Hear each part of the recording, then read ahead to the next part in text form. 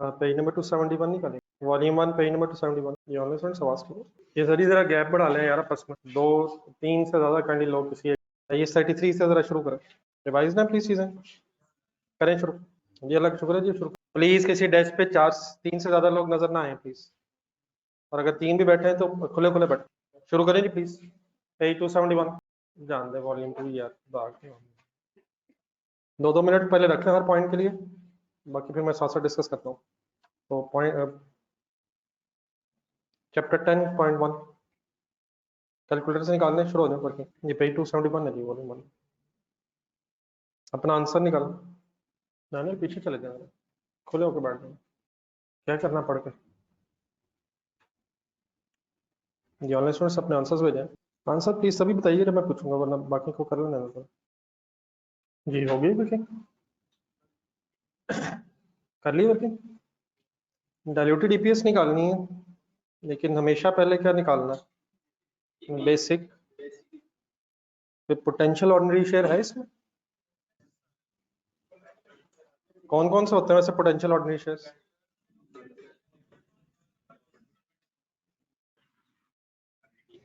Ranking वगैरह तो तभी होगी जब एक से ज्यादा होंगे। सेकंड वर्किंग मैंने क्यों की है, ताकि चेक कर सकें डायल्यूटिव है भी या नहीं, और अगर डायल्यूटिव है तो अच्छा, अगर फॉर एग्जांपल ये डायल्यूटिव ना होते पॉइंट नंबर 2 में, तो फिर बेसिक ही डायल्यूटेड होती। ठीक है सर, तो डायल्यूटिव है ये कैसे पता चला?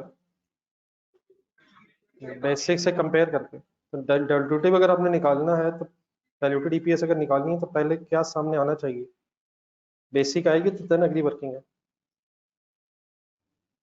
ये साथ साथ एक्सप्लेन करते रहिएगा वर्किंग, पेज पे साइड पर जगह होगी, अपना आंसर लिखते रहे वहाँ।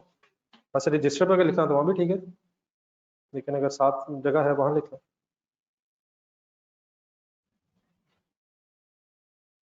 मैक्सिमम आप लोग ट्राई करें, बाकी मिलजुल के फिर डिस्कस करते हैं। Take it as Ravin.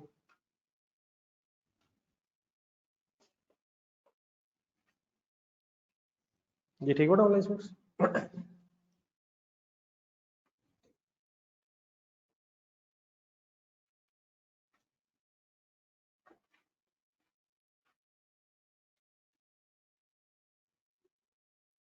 आपके साथ एक प्लान शेयर किया था, उसके मुताबिक कोशिश करेंगे चलें। क्या क्या डिस्कस होना आज? तो कुछ रिवाइज करके आए ना?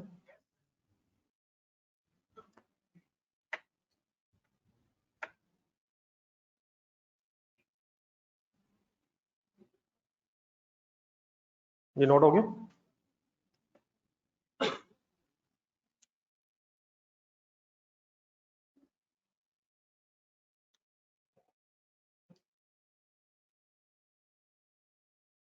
जी ऑप्शन कौन सी फाइनल हुई? ऑप्शन ए ठीक है। तो ना थोड़ा सा स्पीड अप हो ताकि मैक्सिमम काम विद इन टाइम हो जाए। सेकंड शुरू करें।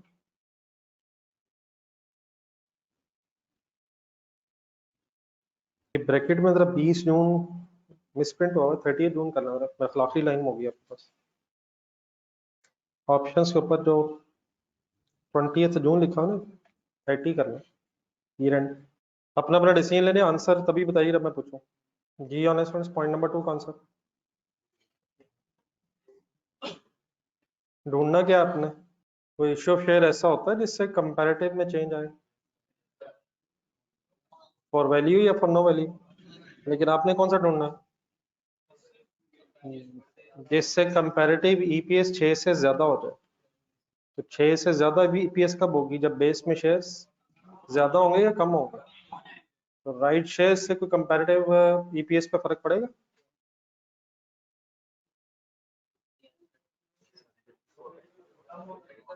राइट शेयर से कोई कंपैरेटिव ईपीएस पे फर्क पड़ेगा? इसमें फॉर नो वैल्यू जो होंगे उनसे कंपैरेटिव ईपीएस पे इफेक्ट तो आएगा, लेकिन उससे ईपीएस कम क्यों हो जाएगी? नंबर ऑफ शेयर बढ़ेंगे, राइट इशू से नंबर ऑफ शेयर बढ़ेंगे, फॉर वैल्यू जो फॉर नो वैल्यू शेयर्स पिछले साल में जाएंगे। बोनस शेयर से क्या होगा, इससे भी कंपैरेटिव ईपीएस में चेंज आएगा, लेकिन शेयर्स बढ़ने से ईपीएस कम होगी। शेयर स्प्लिट में क्या होता है, इससे भी नंबर ऑफ शेयर्स बढ़ते हैं, इसने भी कंपैरेटिव में जाना है, लेकिन इन तीनों से नंबर ऑफ शेयर्स बढ़ने से ईपीएस कम होगी। शेयर कंसोलिडेशन से क्या होता है? ये सारी जो एग्जांपल्स हैं ए से डी तक, ये फॉर नो वैल्यू बनी है, सवाई इसके कि ए में फॉर वैल्यू भी होता है, लेकिन फॉर नो वैल्यू सब में कॉमन है।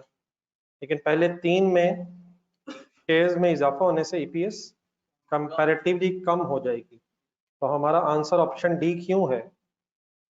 क्योंकि हमने ढूंढना है ऐसे इशू को जिससे पिछले साल की ईपीएस में इजाफा होगा। तो इजाफा तभी होगा जब नंबर ऑफ शेयर्स कम हो जाएंगे, तो शेयर कंसोलिडेशन से कम होता है। ठीक है प्लीज आगे चल। नंबर 3 के लिए 30 सेकेंड्स।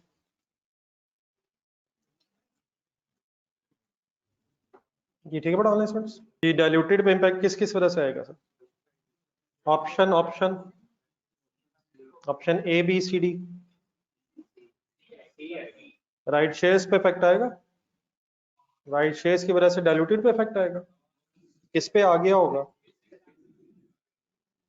कन्वर्टेबल डिबेंचर्स का बेसिक पे नहीं आया होगा, डाइल्यूटेड पे आएगा। ऑप्शंस का भी डाइल्यूटेड पे आएगा। और फर्दर शेयर इशू है अगेंस्ट एसेट, ये भी पोटेंशियल ऑर्डिनरी शेयर्स का डाइल्यूटेड ईपीएस पे इफेक्ट आता है। पोटेंशियल ऑर्डिनरी शेयर्स की examples options and warrants, debentures and preference shares अगर वो कन्वर्टेबल हो, वो भी अगर कन्वर्टेबल हो। Options and warrants, convertible debentures या bonds and convertible preference shares. तो बताएं जी कौन सी ऑप्शन? अब ये भी तो ढूंढना है ना उसके बाद। ऑप्शन ए बी सी या डी? सी ठीक है जी, ठीक है बट ऑनलाइन स्टूडेंट्स। नंबर 4 में जरा टाइपिंग एरर्स हैं, तो 5 पे आ जाए। अब इसमें कुछ कैलकुलेशंस इन्वॉल्व हैं, एक रिवीजन हो जाएगी जरा। 2 मिनट ले लें जरा। क्वेश्चन नंबर 5 ज्यादा बेहतर ये कि राइट साइड पे जगह है वहीं सॉल्व कर लें, लेकिन बारह अगर कहीं और सॉल्व करना चाह रहे हैं तो वो भी सॉल्व करें। कंप्लीट साइलेंस, आपके अलावा आपकी आवाज किसी को ना आए। और बात मैंने पहले भी रिक्वेस्ट की थी, अलग अलग बैठे। और अगर कोई साथ बैठ रहा है तो उसे बता दें कि वो काइंडली कहीं और जगह ढूंढ लें। जी दानियल वर्किंग करके बताएं जरा 0.5 का आंसर। अगर साथ वाले के लिए उठना मुश्किल हो रहा है तो खुद उठ जाए।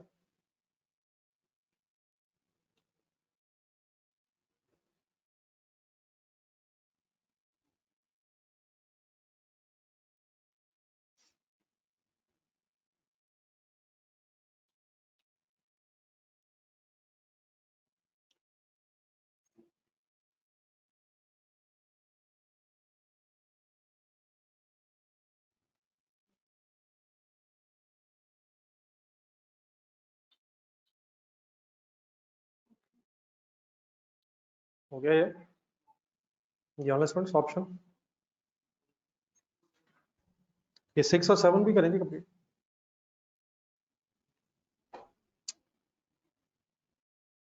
5 6 7, 6 का 5 का आंसर मुझे बता दें, बाकी 6 7 भी करें। क्या आंसर है जी? ए है या बी है? अप्रोक्सीमेटली देखना कि किसके बराबर बनता है। ए और बी में वैसे बड़ा माइन्यूट सा ही फर्क है। 7.656 डिवाइडेड बाय,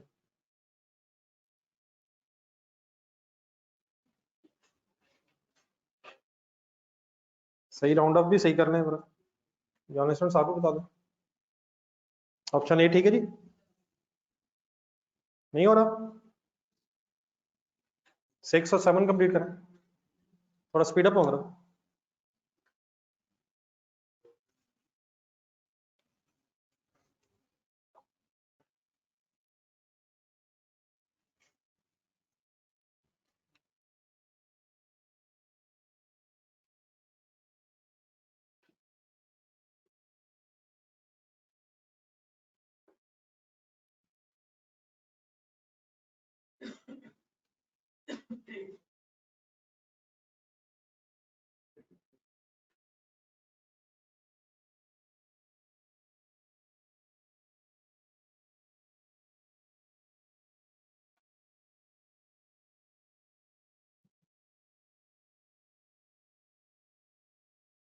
ये नंबर 5 तक हो गया था सबका।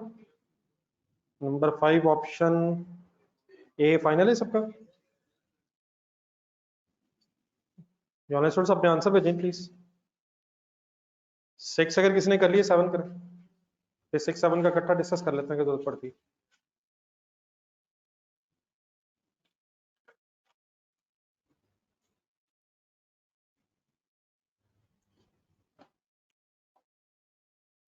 सेवन तक आ जाए।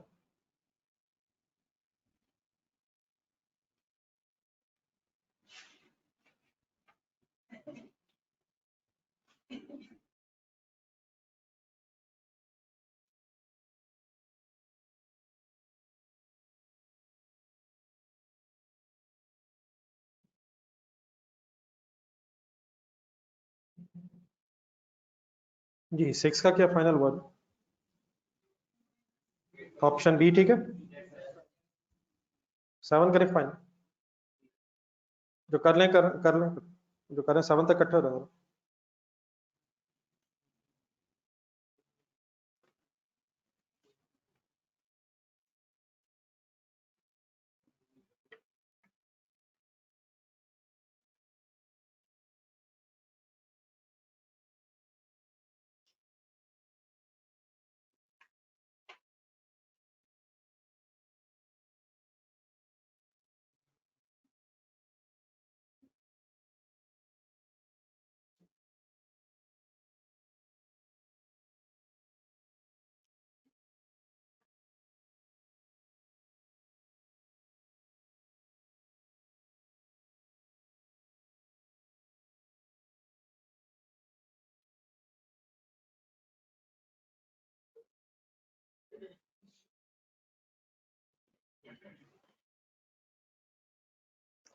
जी 7 तक हो गया जी प्लीज।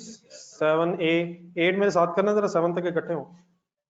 5 का आंसर था ए, 6 का बी और 7 का ए।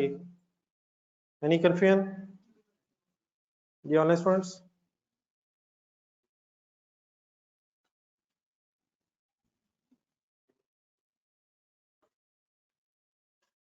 स्टार्ट करें 8?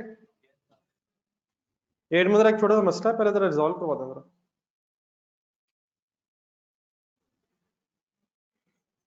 पढ़ना शुरू करें जरा 8।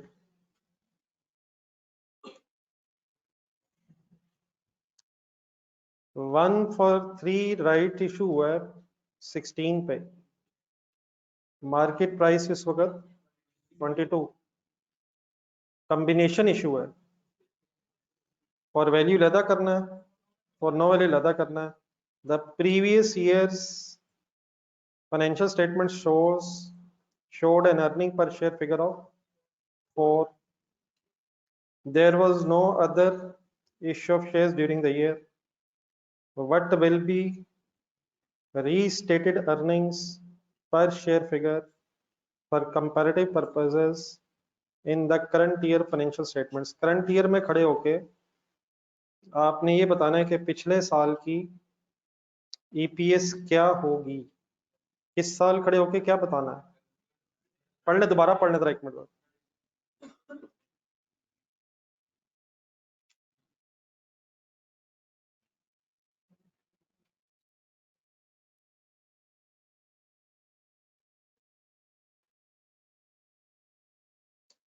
पिछले साल की ईपीएस क्या गिवन है? 4 पर शेयर गिवन है। आपसे क्या पूछ रहा है? इस साल में पिछले साल की रीस्टेटेड ईपीएस क्या होगी? क्या इस साल कोई ऐसा काम हुआ है जिससे पिछले साल पे इफेक्ट होना हो? क्या काम हुआ है सर ऐसे? करंट ईयर की ईपीएस नहीं मांग रहा, करंट ईयर में खड़े होकर पिछले साल की रीस्टेटेड मांग रहा है। कैसे करते रहे हम लोग? नहीं, कैसे करूं मैं जरा? आप अभी लिखिएगा ना, पहले मैं करवा दूं जरा। किस चीज की वर्किंग रिक्वायर्ड होगी? शेयर्स की वर्किंग रिक्वायर्ड होगी। पिछले साल की अर्निंग्स बताएं। पिछले साल की अर्निंग्स ऐसे 4 नहीं है शायद, एक शेयर की अर्निंग बताई हुई उसने, अर्निंग पर शेयर 4 है, अर्निंग्स नहीं पता। लेकिन ये 4 आया कैसे होगा? पिछले साल की अर्निंग्स होगी और डिवाइड बाय शेयर्स होंगे। पिछले साल के शेयर तो 4 आंसर आया। लेकिन पिछले साल का अब हमने करंट ईयर में वर्किंग अगर करनी है तो हमने ये देखना है कि करंट ईयर में खड़े होकर तो प्रायर ईयर में इफेक्ट जाना या नहीं। तो शायद हम वही काम करेंगे जो हम करते रहे हैं। पहला कॉलम किसका बन जाएगा, दूसरा करंट वेटेड हो जाएगा, करंट ईयर वेट हो जाएगा, और जब पिछला साल है उसको एडजस्ट कर लेंगे, वेट कर लेंगे, सॉरी एडजस्टेड करेंगे। और नो वैल्यू इफेक्ट अगर कोई है तो उसका इम्पैक्ट पिछले साल में लेके जाएंगे। पेशेंस दिखाएगी जरा एक मिनट। पहले एक्चुअल कॉलम बनवाए जरा, ब्रॉट डाउन शेयर्स बताएं,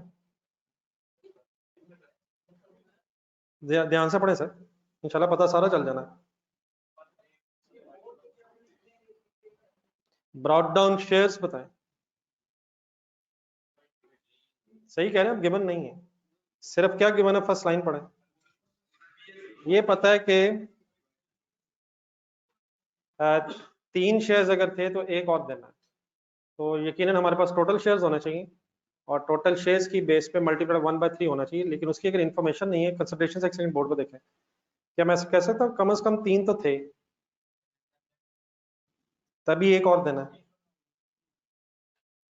ठीक है सर, तो ये पूरे शेयर्स नहीं है, इस डेटा की बेस पे बस हम यही शायद कह सकते हैं कि अगर 3 थे तो एक देना है। ये किस दिन डिसाइड हुआ है, ड्यूरिंग द ईयर हुआ है, इसकी डेट भी नहीं है, कंसंट्रेट करना फुल जरा। ये फॉर वैल्यू है, फॉर नो वैल्यू है, ये कॉम्बिनेशन है, इसका क्या होना है, फॉर वैल्यू लदा होना है और फॉर नो वैल्यू लदा होना है। डेट भी नहीं है, डेट की क्या जरूरत पड़ती है किसके लिए, तो डेट नहीं है। लेकिन फॉर वैल्यू में, फॉर नो वैल्यू में अगर डेट ना भी हो तो जरूरत नहीं होती है, डेट बारन होनी चाहिए लेकिन है नहीं। ठीक है, अब फ्रैक्शन जरा फाइनल करवाएं जरा। अगर 3 शेयर्स थे तो और कितने, एक और, तो 3 ही अगर है तो एक और शेयर मल्टीप्लाइड बाय, बताएं फिगर जरा, 16, आंसर 16 ही आ जाएगा। Then divide by, please divided by is equal to, यहाँ से क्या आ जाएगा, अगर एक ही शेयर है तो उसमें से 0.73 शेयर्स फॉर वैल्यू है, अगर एक शेयर है तो उसमें से 0.73 फॉर वैल्यू है, और 1 minus 0.73 means 0.27 for no value है। ओके है सर, पहले कॉलम में फिगर्स लिखवाएं जरा, फॉर वैल्यू के सामने कितना लिखूं, फॉर नो वैल्यू के सामने टोटल हो जाएगा 3.73, और फाइनली हो जाएगा 4। वेट करवाएं फुल कंसंट्रेट जरा, 3 के सामने दोबारा 3 का मतलब 12/12 है, 12/12 लिख नहीं रहे हो हम, ये पता होना चाहिए प्लीज। 3 मिलियन शेयर्स पूरे साल रहे। अब 0.73 का क्या होना है, इसे टाइम वेट होना था, टाइम वेट नहीं कर सकते तो हम नहीं लिख सकते, ये नहीं हो सकता। और अगर ये फिगर नहीं है, मैं क्रॉस कर रहा हूँ, एक्स नहीं लगा रहा, तो फिर टोटल भी ठीक नहीं आएगा, और अगर टोटल ठीक नहीं आएगा तो ये कैसे बनाना था, यहाँ 0.27 डिवाइडेड बाय 3.73 और मल्टीप्लाइड बाय फिर वो होना चाहिए था जो हमारे पास नहीं है। तो इसका मतलब ये भी नहीं सही आ सकेगी फिगर, और सही फाइनल भी नहीं हो सकेगा। तो करंट ईयर की वैसे जरूरत भी नहीं है, रिक्वायरमेंट में देखा करंट ईयर की ईपीएस हमसे मांगी नहीं हुई, अगर ये ना भी कैलकुलेट हो तो इसका इशू नहीं है। अब आ जाए जरा प्रीवियस ईयर में, प्रीवियस ईयर का स्टार्टिंग पॉइंट क्या होता है, प्रीवियस ईयर का स्टार्टिंग पॉइंट क्या होता है, वो शेयर स्टार्टिंग पॉइंट होते हैं जिनकी बेस पे पिछले साल की ईपीएस कैलकुलेट हुई होती है। अब पिछले साल की ईपीएस ढूंढने क्या है, 4 है, ऐसे ही है ना यार, ये 4 कैलकुलेट हुआ होगा, ये 4 आंसर है ईपीएस का, ये कैसे सॉल्व हुआ होगा, अर्निंग्स होंगी और शेयर्स होंगे और इज इक्वल टू आंसर है। इस साल के शुरू में कितने शेयर्स थे, 3, वही डाटा हमारे पास, तो यही ब्रॉट डाउन पिछले साल का, कैरी डाउन भी होगा। अब दोबारा डाटा देखें पिछले साल का, पिछले साल में कोई चेंज नजर आता है, नहीं, पिछले साल को इश्यूएंस ऑफ शेयर भी हो सकती है, लेकिन 3 मिलियन इस पीरियड का ब्रॉट डाउन है, वही कैरेट डाउन भी होगा। अब पिछले पीरियड की अगर हमारे पास इंफॉर्मेशन ऑफ शेयर इशुएंस नहीं है, तो यही 3 पिछले साल का, प्लीज पिछले साल का ओपनिंग भी होगा। इसका मतलब पिछले साल की ईपीएस फिर 3 ही की बेस पे क्यों कैलकुलेट हुई होगी, क्योंकि हमारे पास और कोई इंफॉर्मेशन नहीं है। ये 3 में से है क्या, करंट ईयर का स्टार्टिंग पॉइंट है शेयर्स का, यही पिछले साल का सीडी भी होगा, और पिछले साल की इंफॉर्मेशन ना होने की वजह से फिर ही पिछले साल का ओपनिंग भी होगा, विच मीन्स पिछले साल 3 he waited average number of shares भी होगा। यहाँ तक ठीक है सर? तो what will be the starting point of the previous year working? यार ये तो बता दो यार, 3 होगा ना यार, शेयर्स ही आने हैं। लेकिन ये कौन से 3 मैंने उठाए हैं, करंट ईयर का ब्रॉड डाउन उठाया या पिछले साल का वेटेड एवरेज उठाया? अब आगे रिलैक्स होकर पढ़ना, रिलैक्स होकर देखें टेबल। फॉर वैल्यू ने तो आना ही नहीं है। अब यहाँ ये मैं क्रॉस नहीं लगा रहा, मैं डैश लगा रहा हूँ, इसने आना ही नहीं। तो इसका मतलब अगर इसने नहीं आना था तो यहाँ तो 3 ही रहना था। क्या फॉर नो वैल्यू ने आना है? क्या वो आ सकता है? कैसे? तो उस साल शायद आ सकता है जिस साल हमें जरूरत है। सॉल्व करें जरा, फाइन सही राउंड अप कर लें जरा, 0.22, और पिछले साल की शेयर्स की बेस पे 3.22 होनी चाहिए। तो जिस साल की हमें शायद वर्किंग करनी है उस साल में डेट रिक्वायर्ड भी नहीं होती है। ये फिगर है यहाँ तक ठीक है? बात अभी खत्म नहीं है, प्लीज मेरी कंसंट्रेट करें जरा। ये क्या निकाला 3.22 मैंने? इस साल में खड़े होके पिछले साल की क्या, इस साल में खड़े होके पिछले साल के जो ईपीएस रीस्टेट होनी है उसकी बेस में ये शेयर होने चाहिए। पिछले साल की ईपीएस बताएं, वो तो 4 है, क्या इस 3.22 ने 4 से डिवाइड होना है? अब इसने किससे डिवाइड होना है? पिछले साल की अर्निंग से डिवाइड होना है। तो दोबारा ऊपर आए जरा, ये जो मैंने फिगर सॉल्व की थी, 4 क्या था, ईपीएस थी, 3 क्या था, weighted average number of shares थे, तो पिछले साल की earnings based on these figures क्या होगी फिर, 12 कैसे? तो यहां से फिर हमने पिछले साल की अर्निंग्स फाइंड आउट की, कैसे? 4 into 3, आंसर आया 12 मिलियन। तो पिछले साल में प्रीवियस ईयर में अर्निंग कितनी हो गई, प्रीवियस पीरियड की अर्निंग होगी 12, और इस साल जब हम पिछले साल को रीस्टेट करेंगे तो बेस में 3 की जगह 3.22 ले लेंगे, विच मींस आंसर बताएं 3.73, फिर हमारा आंसर है ऑप्शन बी वाला। देखिए इसको प्रॉपर्ली एक्सप्लेन करा अपने पास, ये वाली जरा लिख के कर लें, फिर इसी तरह का मैं एक और क्वेश्चन भी आपसे कहता हूँ, वो फिर इंडिविजुअली कीजिएगा। इसमें 2 मसले हैं, नंबर एक तो शेयर्स का कोई एक्चुअल डाटा नहीं है, सिर्फ फ्रैक्शन ही पता है, और सेकेंडली पिछले साल की अर्निंग्स भी नहीं पता। ब्रॉड डाउन अगर 9 लेंगे तो नीचे 3 ले लीजिएगा, और एंजॉय क्यों करना, लेकिन हमने 9 फिर क्यों यार, फिर हम 30 क्यों ना ले लें?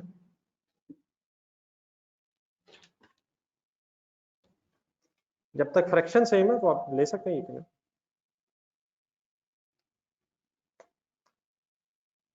ये मेरा ख्याल है रहमत इशू नहीं है शायद, ये ऑनलाइन स्टूडेंट्स कोई इशू तो नहीं है आवाज का या स्क्रीन का?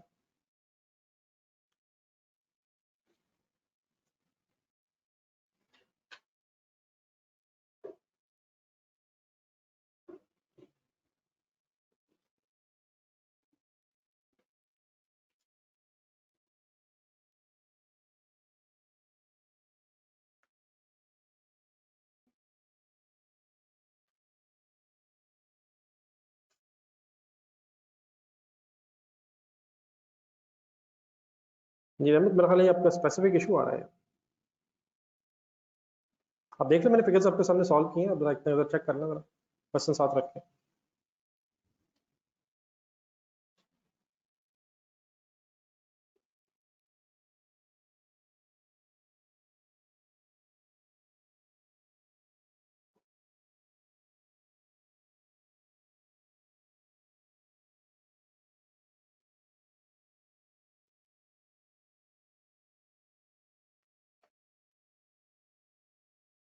कौन सा नेट चल रहा है मूवी, सही ही चलेगा?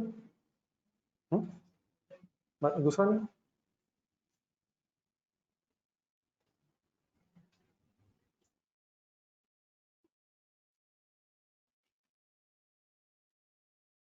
जी ऑनलाइन को स्क्रीन ठीक है प्लीज।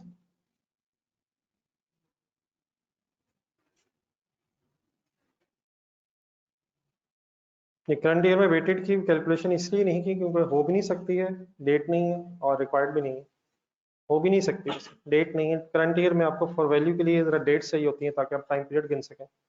फॉर वैल्यू ने टाइम वेट होना है, लेकिन फॉर नो वैल्यू ने जस्ट प्रीवियस पीरियड में और करंट ईयर में एडजस्ट होना। जी ठीक है प्लीज लिखिए। जिन्होंने कर लिया जरा पहले 16 ढूंढ के जरा इंडिविजुअली कर लें, फिर वापस आते हैं।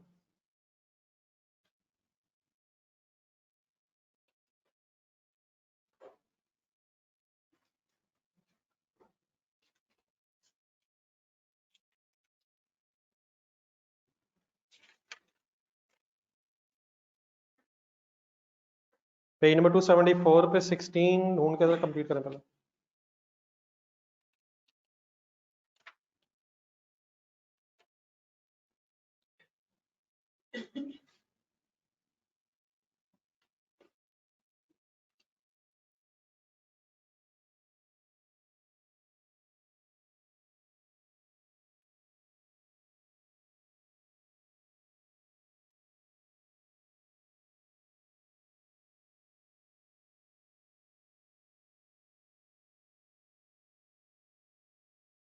कंपैरेटिवली इजी है ये।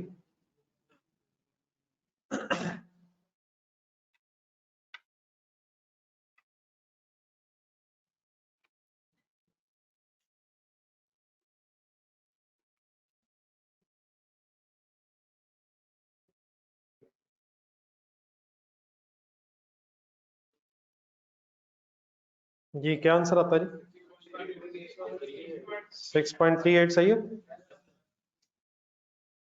ऑप्शन सी, सी है। चलिए समय नंबर 9 पे आ जाइए वापस। नंबर 9 के लिए काइंडली बस 1 मिनट से ज्यादा ना लगाए।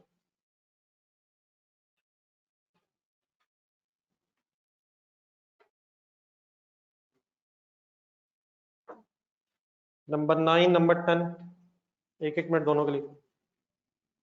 जी ऑनलाइन स्टूडेंट्स कहाँ तक पहुंचा? 16।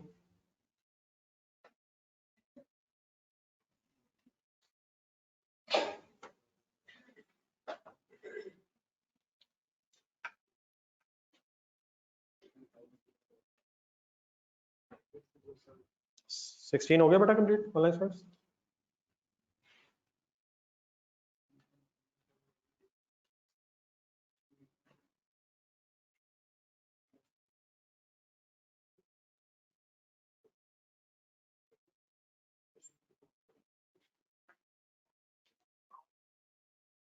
बोर्ड से देख के लिखे जा रहे हैं सर, खामोशी से लगे हुए हैं। मैं रोकता ना तो कंप्लीट हो जाना था।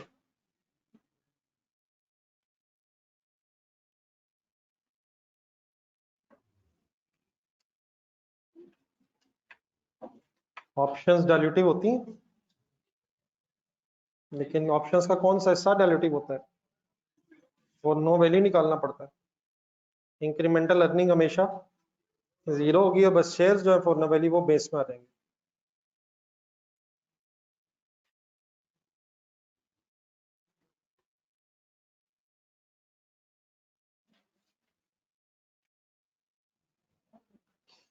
वो रैंकिंग और टेस्टिंग नहीं कर रहा मैं डायल्यूटेड ईपीएस में। जब एक से ज्यादा क्या, एक से ज्यादा पोटेंशियल ऑर्डिनरी शेयर्स होंगे तो वर्किंग होगी, वरना एक एक ही आ रहे हैं। जी फाइनल करेंगे 10।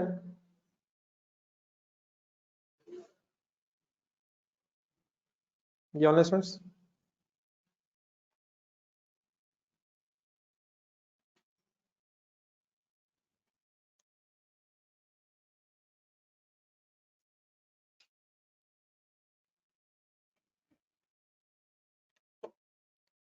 टेन का आंसर जी सी ठीक है, 4.55।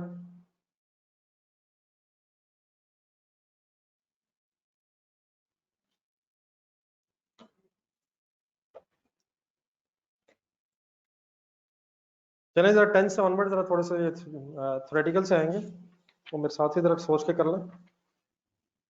10 तक कंप्लीट है। 9 का आंसर क्या था? 9 का डी है और 10 का सी है। 11 पे आ जाए। Any confusion online students? पहले 30 सेकंड जरा इंडिविजुअल लगाएं 11 पे और अपना आंसर जरा बना लें जहन में।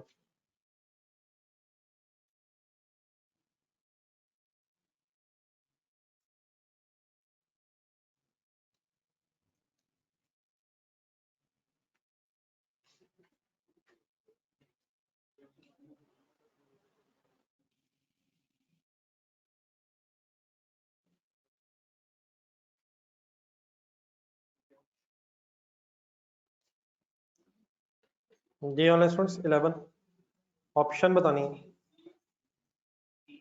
पहली स्टेटमेंट ठीक है जी, अर्निंग्स पर शेयर में कमी डाइल्यूशन की एग्जांपल है। दूसरी में क्या प्रॉब्लम है?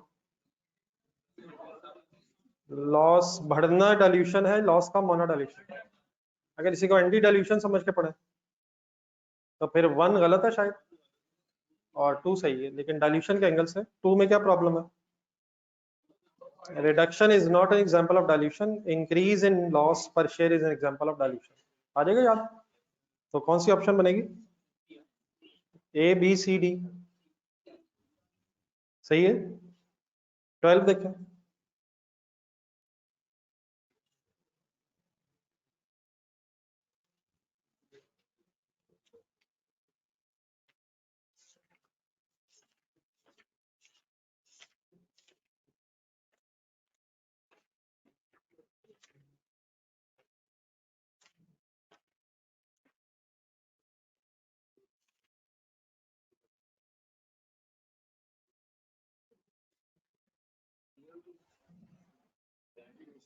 जी डिस्पर्स के एंगल से सर पेज नंबर 147 ढूंढे जरा वॉल्यूम 2 का। नहीं ए नहीं है, इसका मतलब ये हुआ कि डिस्पर्स तक नजर नहीं पहुंची आपकी। Page 147 volume 2।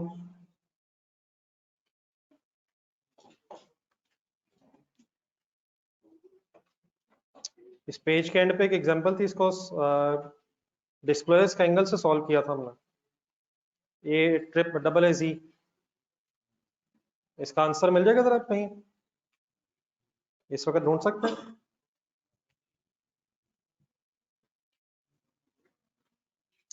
ईपीएस के कोई डिस्क्लोजर्स भी हैं? और सर जी ईपीएस का कोई डिस्क्लोजर है सर? दो रिकंसिडरेशन बनानी होती है, एक शेयर्स की और एक अर्निंग्स की। पता नहीं अभी इस वक्त रजिस्टर होगा या नहीं, इस तरह करें बल्कि अच्छा तरह रिवीजन हो जाएगी। पेज कौन सा काम है? भाई 147 को जरा घर से रिवाइज कीजिएगा और पेज 121 पे आना। पेज 121 पे क्वेश्चन एलजीएम के नाम से है।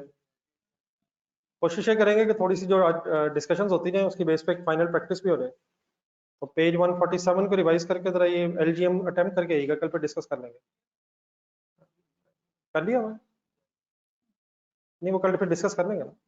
ये शायद मैंने पहले नहीं कहा था, तो एक दफा कर लेते ना फाइनल, इसलिए मैंने कहा। पेज 147 देख के उसमें डिस्क्लोजर्स वगैरह है, तो साथ पेज 121 वाला क्वेश्चन कौन सा कर रहा हूँ, एलजीएम फाइनल कीजिएगा और इस वक्त वापस आ जाए। जो दो डिस्क्लोजर्स देने होते हैं मेन, वैसे तो आप रिवाइज भी करिएगा। ये 12 में सी और डी टिक लगाए। एक नंबर ऑफ शेयर्स को रिकंसाइल करना होता है, जो आपने अर्निंग्स पर शेयर में लिए weighted every number of shares, और फिर एक अर्निंग्स फिगर रिकंसाइल करनी होती है। तो ये वो पेज 147 पे जो क्वेश्चन देखेंगे उसमें आपको डिस्क्लोजर नजर आ जाएंगे, और लेकिन एक दफा दोबारा 121 पेज पे अप्लाई भी कर लीजिएगा। इसमें वैसे मसला नहीं, इसको सही पड़ेगा। इसमें आपको शायद प्रेफरेंस शेयर्स का कोई शायद इशू आया हो, लेकिन मेरा ख्याल भूला होगा शायद। एक दफा फिर कल याद रहेगा, कल क्लास का स्टार्ट में ये भी डिस्कस करेंगे और फिर वो कुछ क्वेश्चंस भी रहते हैं वो भी डिसाइड कर लेते हैं। ये ठीक है जी? प्लीज क्या कहा मैंने, को बता देगा, रिपीट कर देगा मैं क्या कर रहा हूँ। पेज 147 की एंड पे एग्जांपल रिवाइज करके पेज 121 ऑफ वॉल्यूम 2 में जाएं और मीनवाइल जरा वापस आ जाएं पॉइंट नंबर 13 पे। और पॉइंट नंबर 12 का आंसर फाइनली क्या है? सी और डी टिक लगा लें, वो इंशाल्लाह बाकी आप देखेंगे तो आपको याद रहेगा। आ जाए दोबारा 13 करें। ये ऑनलाइन स्टूडेंट्स आपने कर लिया नोट? पॉइंट 13 और sorry point number 13, MCQ number 13, 30 seconds लगा लें और अपना आंसर बना लें।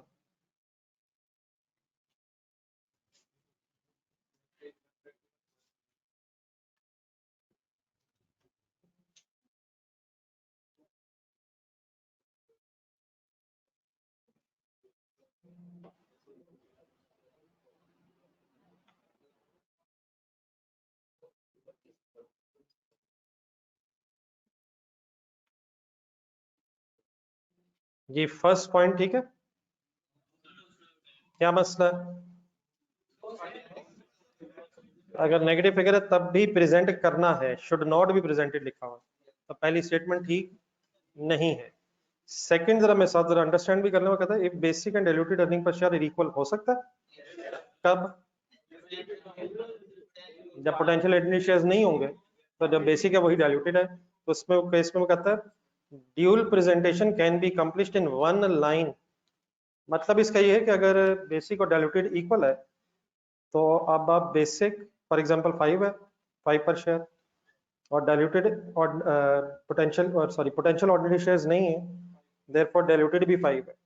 तो इसको अलग-अलग लाइनों में लिखने की बजाय आप पढ़े जरा सेंटेंस दोबारा, if both are equal then dual presentation का मतलब दो दफा लिखने की बजाय आप उसे एक ही लाइन में लिख सकते हैं। तो ये स्टेटमेंट गलत नहीं है, ठीक है। मीन्स टू से इस केस में आप सिंपली इस तरह लिख सकते हैं बेसिक एंड डाइल्यूटेड, मतलब एक ही लाइन में ये लिख सकते हैं, अलग लिख दें वो भी ठीक है, लेकिन एक लाइन में भी लिखा जा सकता है। ये समझ आ गया सेंटेंस है क्या?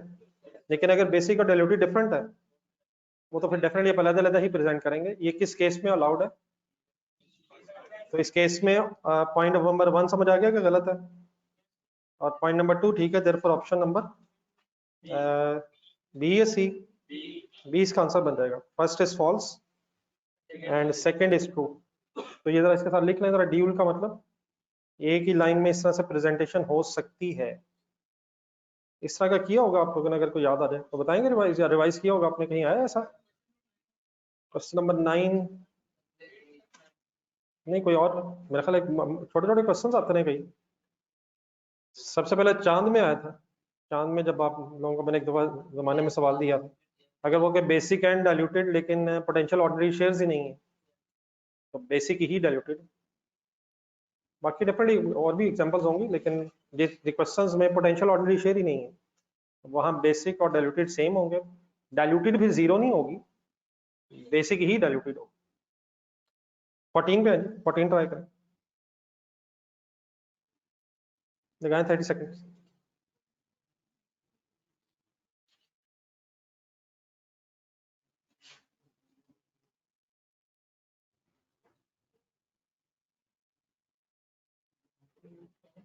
कंसंट्रेट करना पड़ता है इस तरह की चीजों में, ये बोथ इज फॉल्स हो सकता है सही पता चल जाए लेकिन जल्दबाजी में गलत हो जाए।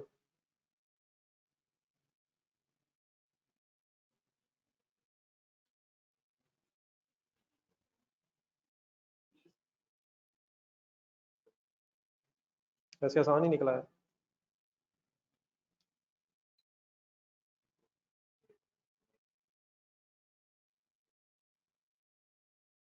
ये पहला ट्रू है जी, बोनस इशू टाइम वेट होना। दूसरा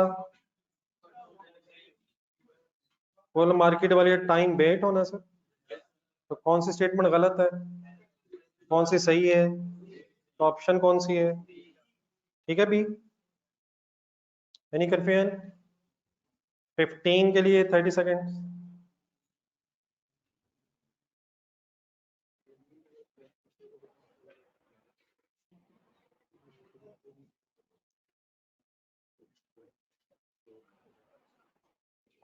जी सर।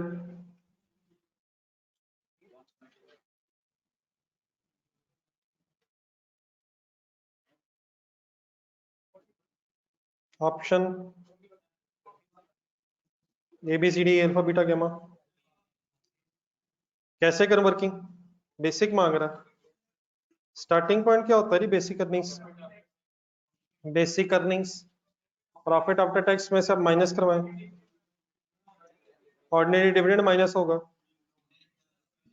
रिडीमेबल प्रेफरेंस शेयर्स का डिविडेंड माइनस होगा। ऑर्डिनरी क्यों नहीं होगा? ऑर्डिनरी से पहले वर्किंग करनी है। रिडीमेबल क्यों नहीं होगा? पहले लेस हुआ होगा। कौन सा लेस होना था? रिडीमेबल भी कब होता है?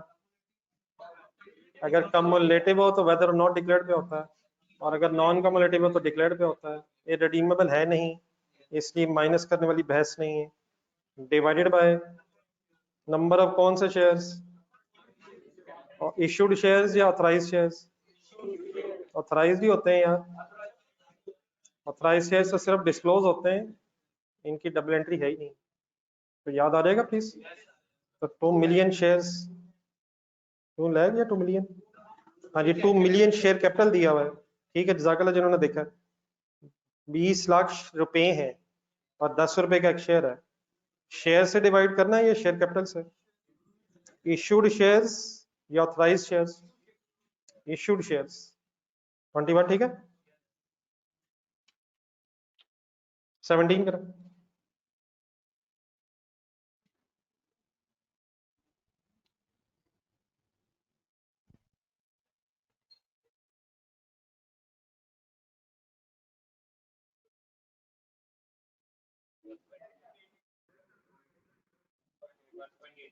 प्रॉफिट बिफोर टैक्स लेना है या आफ्टर टैक्स?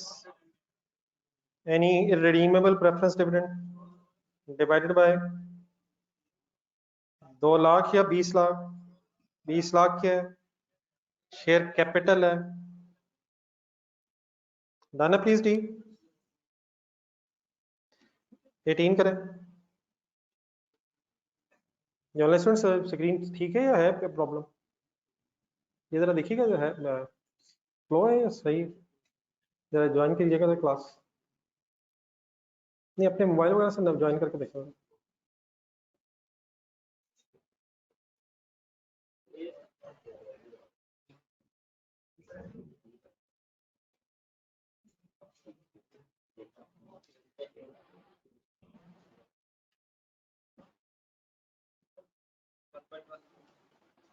डिविडेंड का जो रेट मल्टीप्लाई करना है आपने, वो शेयर कैपिटल से मल्टीप्लाई करना है।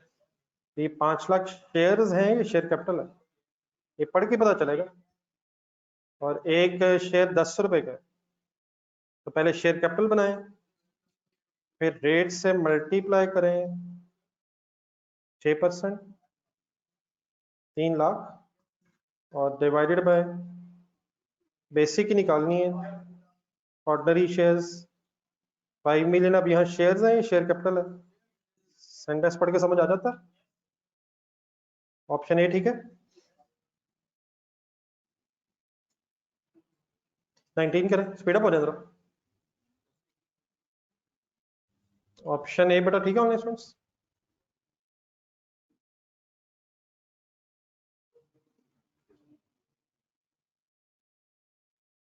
ये है इशू है, ठीक है। नहीं, स्क्रीन यहाँ तक ठीक है। ये फिर मुबीन को कौन है?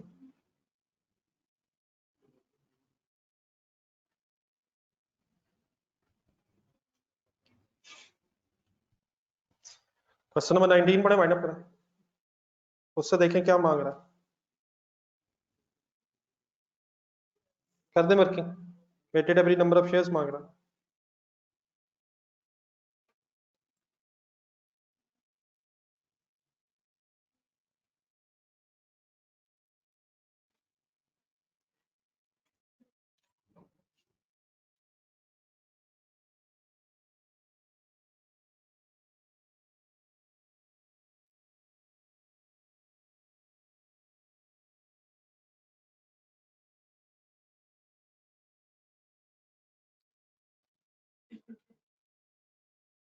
जी सर, क्या आंसर है जी ऑनलाइन स्टूडेंट्स? 20th करें।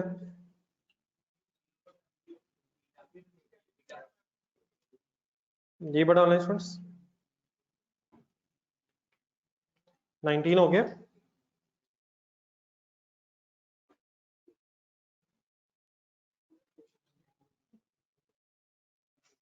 जी रहमान साहब अच्छी बात है यार। जी 20th पढ़े जी, 20th का आंसर कौन सा डिविडेंड एडजस्ट होता है? रिडीमेबल क्यों नहीं होता? और ऑर्डिनरी ने एडजस्ट होना भी नहीं है। Profit available for ordinary share holders.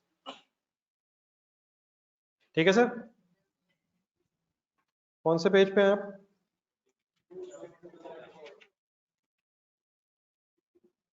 Page 275 पे आ जाओगे।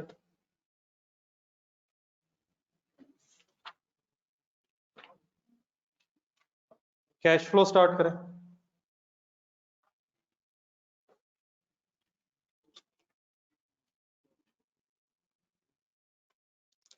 पेज नंबर 2 कौन सा? हाँ जी 275 का स्टार्ट किया। बस करें यार, बातें बाद में कर लीजिएगा, क्या हो गया, एक तो किताब अपनी अपनी नहीं, ऊपर से मोहल्ला पूरा